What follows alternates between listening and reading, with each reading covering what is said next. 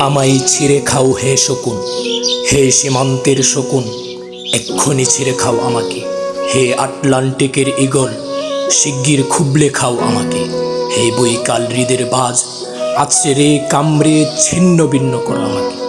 আমার রক্তরসে শুধু অসহায়ত্ব আর অভাব।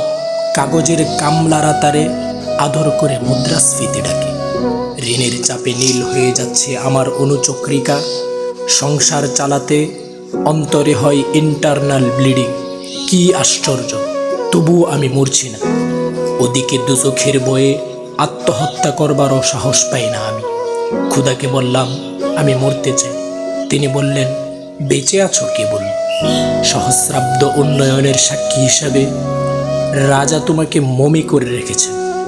বাজারে দীর্ঘশ্বাস ফেললে নাকি রাজ্যের ভীষণ বদনাম হয়, রাজারও মন খারাপ হয় খুব। কোতোয়ালরা ফরমান জারি করেছে আমাকে সারাক্ষণই হাসতে হবে, নইলে দেশি কুকুর ও বিদেশি মাগুরকে একবেলা ভালো মতো খাওয়ানো হবে আমার মাংস দিয়ে। নিত্যদিন ব্রয়লারের পুরি নাকি ওদের ভাল লাগে না, অথবা আমাকে ভাগ দিয়ে বেচা হবে। মানুষেরও তো মানুষ খাওয়ার স্বাদ হতে পারে, তাই না? ভাগ্যিস তা বিদেশি সুপার শপে বিক্রি হবে না। দেশি মানুষেরই তো হক বেশি আমাকে খাওয়ার। এই দুজখী যখন নিয়তি, তখন আমি উদাম হয়ে ডাকছি দুনিয়ার শ্রেষ্ঠ মাংসাশী বিহগদের।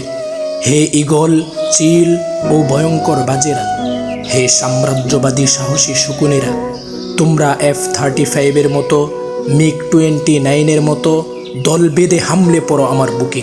আমার রান, থান, চক্ষু, কলিজা আজ সব তোমাদের গনিমতের মাল। দেশি সুর খুবলে খাওয়ার আগে আমায় ইচ্ছে মতো ছিঁড়ে খাও তোমরা। দোহাই, শুধু মস্তিষ্কটা খেও না আমার, তাহলে শীঘ্রই দাস হয়ে যাবে তোমরা।